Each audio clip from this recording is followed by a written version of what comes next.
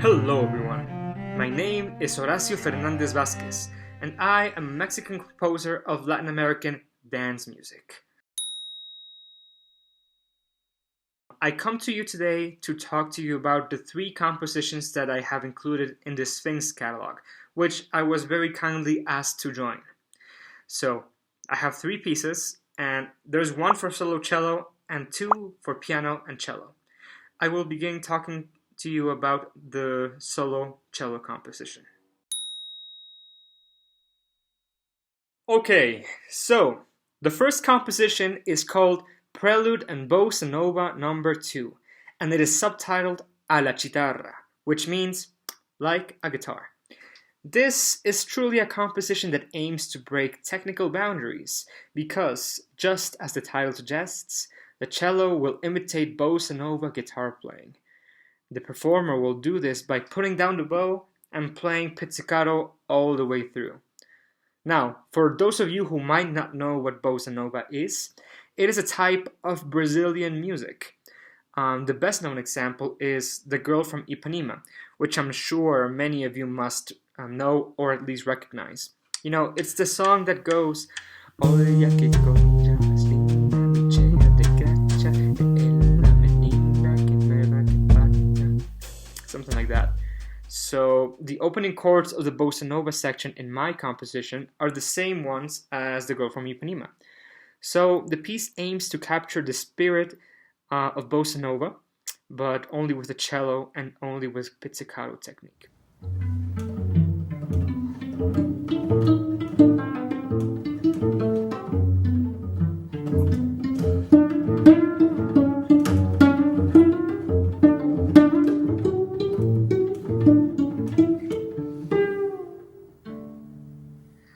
While writing the piece, I really wanted to make the entry of the pizzicato technique very special.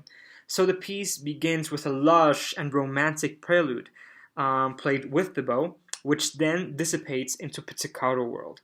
The technical highlight of the composition comes around minute 4 in the samba section, which is very hard but very rewarding.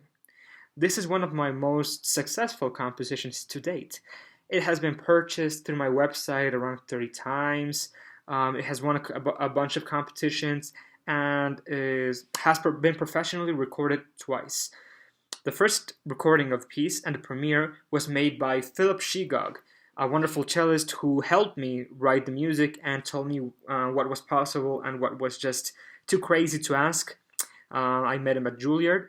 And the second recording was made by Zlatomir Fung, who is the 2019 Tchaikovsky competition winner.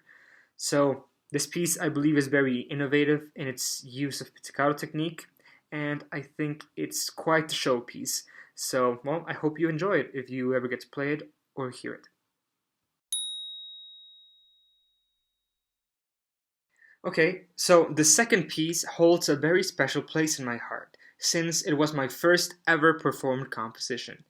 It is for cello and piano, and it is titled Jacarandas en el Suelo, which translates to flowers on the ground.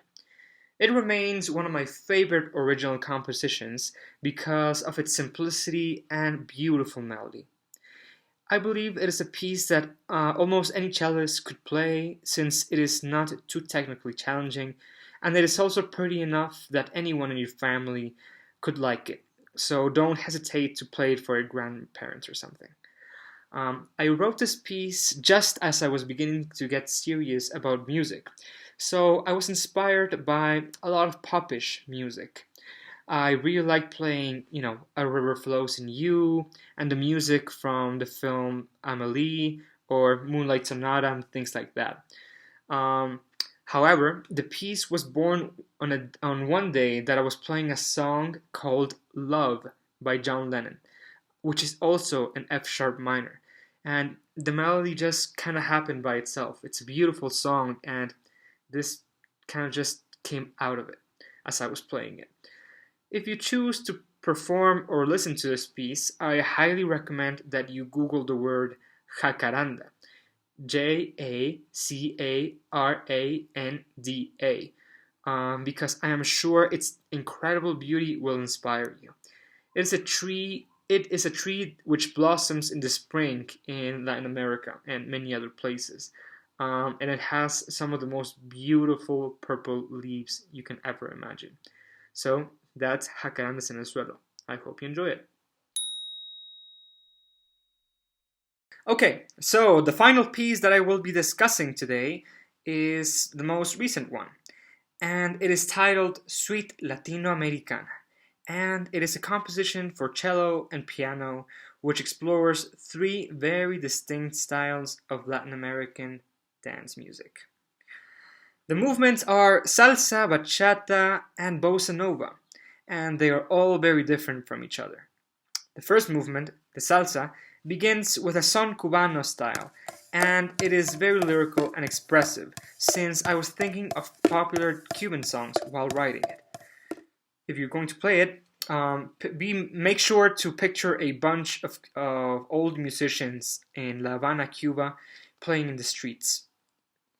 The composition then transforms into a true salsa dance with a lot of fiery energy, rhythm, and drive.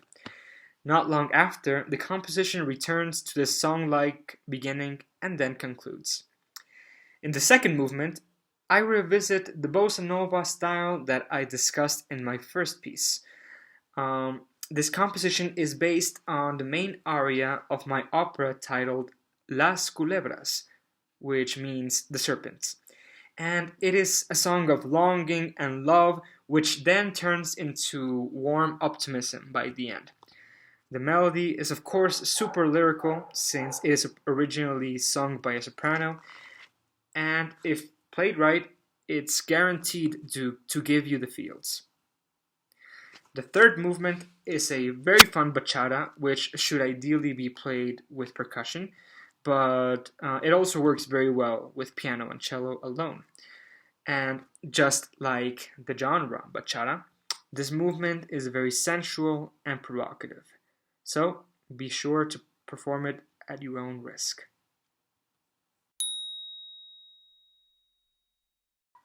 So interestingly enough, I don't come from a family of musicians, but my generation of cousins all decided to become musicians at the same time, and the overwhelming majority of them play the cello. So I actually know the repertoire quite well, because I was always going to their recitals. So I really know the literature. So that's why I really like writing for the cello. And actually, the Prelude Bossa Nova No. 2 is actually dedicated to one of my cousins. In terms of important cellists that have influenced me, I think that the main one would be, of course, Yo-Yo Ma, because of his willingness to explore Latin American music and just every type of music. If you look at his catalog of recordings, he really has music from all over the world, which I think is very inspiring and has helped me want to write for the instrument. And now, to end this video, I would just like to say a few words about how great of a project the Sphinx catalog is. I just think that our culture has a lot to offer, both Latin American and African American cultures, and I just can't wait to see what great collaborations, what great art, what great music is going to come out of this really wonderful initiative. And I just really want to publicly thank the Sphinx Organization for asking me to be a part of this amazing project, and I just can't wait to see to see my music being performed by such wonderful musicians as yourselves. And if you could allow me to give some words of advice to you young classical musicians with Latin American or African American heritage, is that I believe that our culture is every time as the years go by, our culture is gaining more and more recognition in the world of classical music, and it is due in no small part to really good composers that have come before us, that will come after us, and that are living now, who are creating great art that inspires millions of people to live a better life thanks to Latin American culture. And I highly advise that you explore this catalog and you explore this music that isn't isn't played that much today, because it will be in the future for sure. And if you really look at this catalog, there's a lot of hidden gems that I'm sure you're gonna really, really enjoy exploring. And I'm just really looking forward again to seeing this wonderful organization and initiative come to life. And it will come to life once you play it. So thank you a lot for your attention, for your patience and everything. And well, looking forward to see you again.